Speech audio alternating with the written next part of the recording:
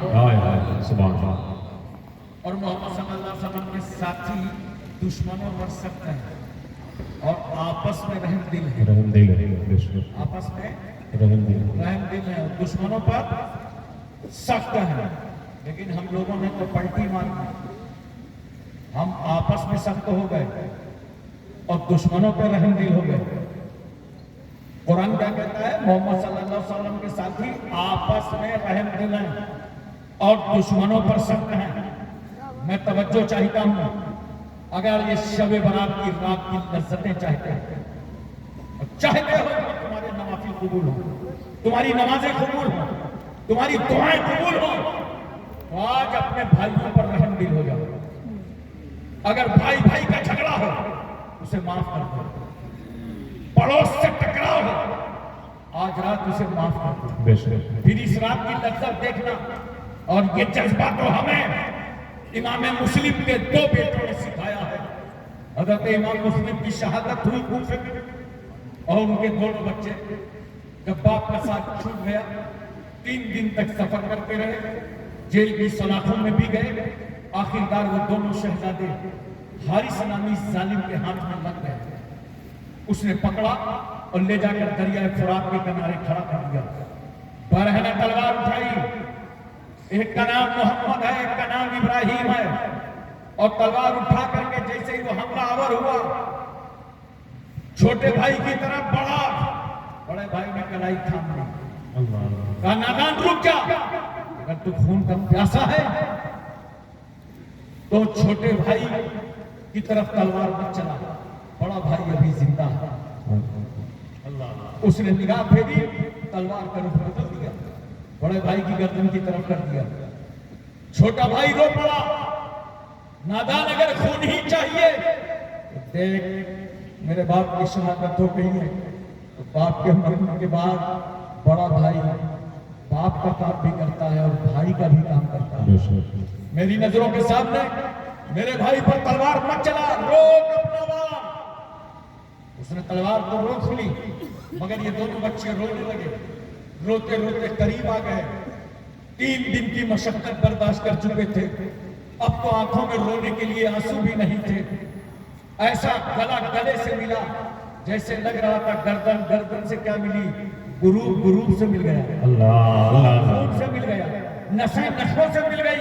2 بچے محبت سے ایک دوسرے کے قریب تھے. اس ظالم نے تلوار اٹھایا اور اس طرح حملہ کیا کہ ایک ہی ساتھ 2 بچوں کی شہادت ہو گئی. انا للہ و انا الیہ راجعون. بچے تو شہید ہو گئے، مرنا تو ہے ایک دن، موت تو آئے گی. موت پر حق ہے، شہادت کا جام نوش کر لیا. مگر جانتے ہو ان خاندان رسالت کے 2 بیٹوں نے نانا جان کی امت کو سبق کیا دے دیا؟ سبق کیا عطا کر دیا؟ سبق عطا کر دیا کہ مرنا تو ہے لیکن سنو، اگر مرنا ہی چاہتے ہو تو محمد اور ابراہیم سے کوئی سیکھے.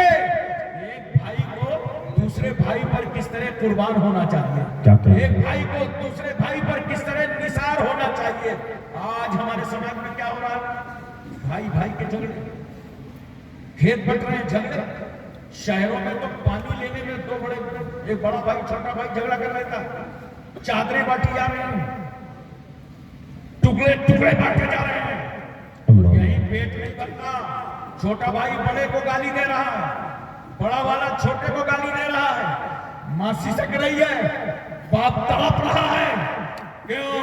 یہ وہی ماں ہے جو چھوٹے کی بھی گالی برداشت کر رہی ہے، بڑے کی بھی گالی برداشت کر رہی ہے. اس ماں نے ان دونوں کو پیٹ میں رکھا تھا، 9 مہینے تک اپنے پیٹ میں رکھا، 2 سال تک اپنی چھاتی کا دودھ پلایا، انہیں رسم بسم اللہ خوانی کرائی. ان کے اعضاء میں تکلیف ہوئی تو پھر تیل کی مالش کر کر کے قوت بخشا. جس ماں نے بیٹے کے وجود کے خاطر اپنے وجود کو خطرے میں ڈالا. جب گھر میں کوئی بچہ پیدا ہوتا ہے نا، محلے کی عورتیں جمع ہو جاتی ہیں اور کہتی ہیں بتاؤ پیدا ہونے والا گورا ہے کہ کالا، لڑکی ہے کہ لڑکا، نقشہ کیسا ہے. ساری عورتیں رنگ روپ دیکھنے آتی ہیں مگر قربان جاؤ باپ کے کے خالص پیار پر، ماں کی مسلم الثبوت محبتوں پر۔ ماں یہ نہیں کہتی لڑکی ہے کہ لڑکا، گورا ہے کہ کالا، ماں تو کہتی ہے محلے والوں اتنا بتا دو پیدا ہونے والا زندہ ہے کہ نہیں۔ ہائے ہائے ہائے، واہ واہ واہ واہ۔ اس ماں کو تم ستا رہے ہو، ماں کو گالیاں دے رہے ہو، ادھر سے جائے گالی ماں کو، ادھر سے جائے گالی ماں کو، وہ باپ کو تم اذیت پہنچا رہے ہو۔ آج شب برات کی اس رات میں توبہ کرو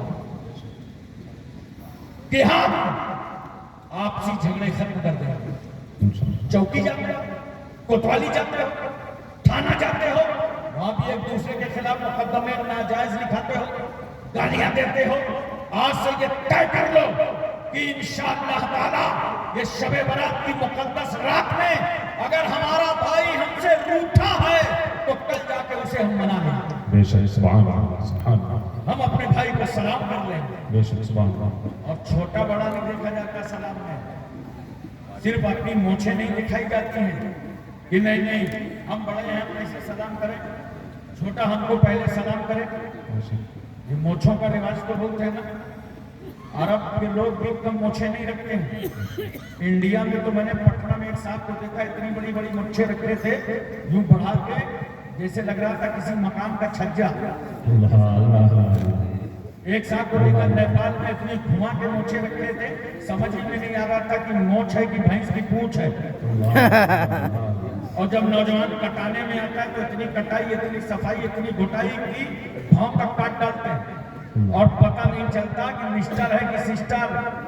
مونچھوں کی باتیں کرنے والوں، آج اس مقدس رات میں آئے ہو، آج اپنی مونچھوں کی بات نہ کرو، آج مصطفیٰ کی رضا کی بات کرو۔ واہ واہ واہ، نعرہ تکبیر، نعرہ رسالت، جشن ویسے تربی، مسلک اعلیٰ حضرت فیضان امام حسین، نعرہ حیدری۔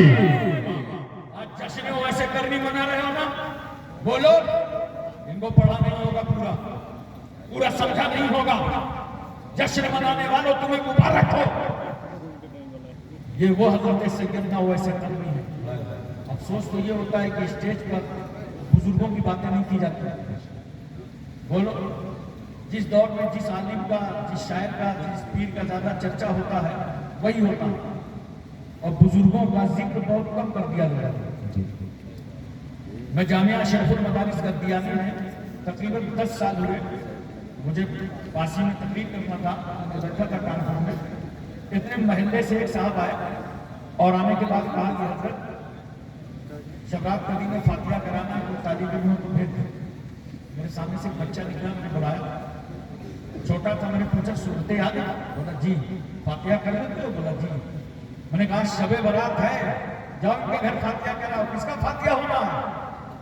تو کہا اویس قادری کا۔ دیکھا اللہ، میں یہی یاد دلانا چاہتا ہوں، دیکھو ذرا سا ہماری قوم کہاں کیا ہو۔ معاشرہ خراب کبھی نہ کرنا۔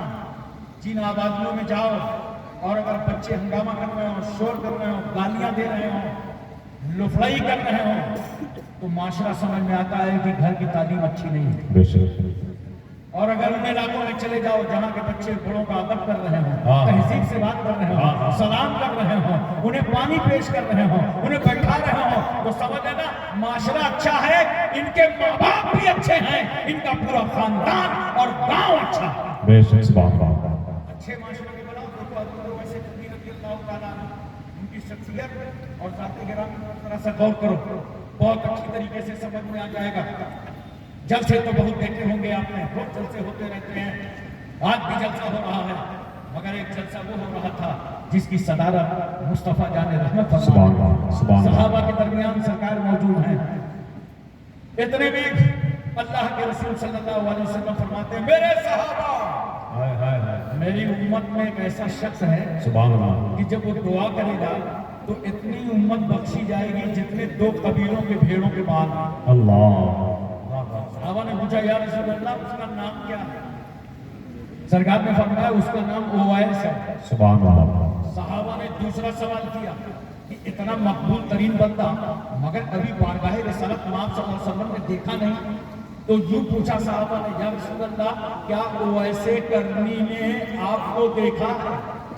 کیا بات ہے، توجہ کیجیے، مقام ادب بیٹھو، یہ نہیں کہتے کہ کیا آپ نے دیکھا ہے، وہ جانتے ہیں، دنیا کی ہر شے جانتی ہے کہ میں اللہ کا نبی ہوں۔ بے شک سبحان اللہ۔ یا رسول اللہ کیا اویسے پیغمبر صلی اللہ علیہ وسلم فرماتے ہیں ظاہری طور پر نہیں دیکھا مگر باطنی طور پر بارہا دیکھا۔ سبحان اللہ۔ کہا سرکار وہ آ کیوں نہیں سکے، یہاں پہنچے کہ نہیں؟ وجہ سنو نوجوان، دل کھول کے سنو، کان کھول کے سنو، یہاں آئے کیوں نہیں؟ سرکار آپ کی بارگاہ نہیں ہے۔ اللہ کے رسول صلی اللہ علیہ وسلم فرماتے ہیں میرے صحابہ، اویس کی ماں ضعیفہ تھی، کمزور تھی، وہ ماں کی خدمت میں لگے رہے اور رسول اللہ تک نہیں آ سکے۔ توجہ کیجیے ذرا، اپنی ماں کی خدمت میں لگے رہے نبی تک نہیں آ سکے۔ اب یہیں سے میں بتانا چاہتا ہوں، سن لو، 4 بار حج کرنے والوں، 14 مرتبہ عمرہ میں جانے والوں، ہر جمعرات کو اجمیر شریف جانے والوں، کان کھول کر کے سن لو، نبی نے بتا دیا اگر اے امتی تیری ماں راضی ہے، باپ راضی ہے اور تم نبی تک نہیں آ سکتا تب بھی تیرا رسول راضی ہے۔ حضرات توجہ کیجیے ذرا سا، سبحان اللہ۔ پیغمبر صلی اللہ علیہ وسلم انتہائی جذبہ محبت میں آ گئے اور سرکار ارشاد فرماتے ہیں، صحابہ پھر پوچھ رہے ہیں، بات کہتے ہیں یا رسول اللہ کیا ہماری ملاقات ہوگی؟ اللہ ویسے کرنے سے ہماری ملاقات ہوگی؟ سرکار صلی اللہ علیہ وسلم فرمایا ہاں، علی ملاقات کریں گے اور عمر ملاقات کریں گے۔ سبحان اللہ، سبحان اللہ۔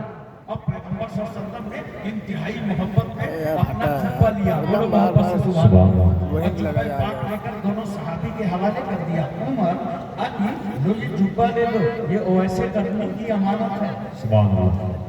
جا کے ملاقات کرنا، ان کو سلام کہنا، پہچانو گے کیسے؟ انگلی میں ایک سفید داغ ہے مگر وہ برس کا داغ نہیں ہے، سلام کہنا، آگے سنیں سرکار کیا فرماتے ہیں، اور ویسے سے کہنا کہ میری امت کے لیے دعا کرو، سبحان سبحان اللہ۔ میری امت کے لیے دعا کرو۔ حضرات سرکار صلی اللہ علیہ وسلم کے ظاہری طور پر مثال فرمانے کے بعد یہ دونوں صحابہ پتہ کرتے کرتے ملک یمن پہنچے اور پتہ لگایا کہ بھائی یہاں کوئی اویس نام کا آدمی رہتا ہے، لوگوں نے کہا یہاں تو کوئی نہیں رہتا، البتہ کرنا چلے جاؤ بازو میں ایک گاؤں ہے، ہمیں اس کا نام تو نہیں معلوم مگر وہ عجب سا دیوانہ ہے، جب لوگ ہنستے ہیں تو وہ روتا ہے اور جب لوگ روتے ہیں تو مسکراتا ہے، الٹی ہی چال چلتے ہیں، دیوان گانے عشق، آنکھوں کو بند کرتے ہیں دیدار کے لیے۔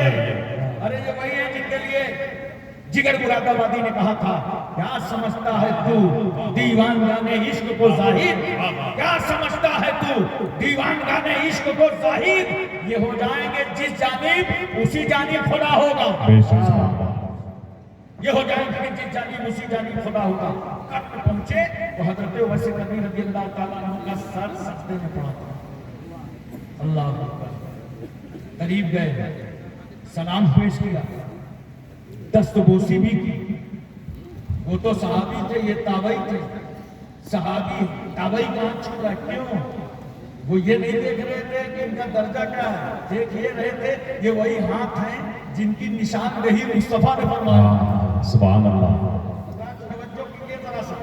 اس کے بعد انہوں نے پیش کر دیا، کہا سرکار نے سلام فرمایا ہے، امت کے حق میں دعا کیجیے، اور یہ اپنی امانت جبہ رسول اللہ سے لے لی۔ سبحان اللہ۔ حضرت اویس قرنی رضی اللہ تعالیٰ عنہ نے جبہ لیا اور لے کے سینے سے لگایا،